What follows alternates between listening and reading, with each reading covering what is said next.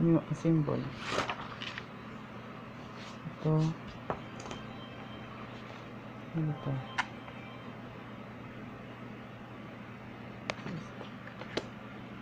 SSD. Ito memory. Ang gaming. Vigilance, RGB. Cell. Ito naman gigabyte.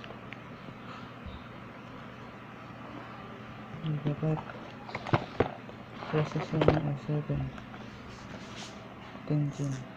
Tapos yung motherboard Gigabyte Z490 Gaming X.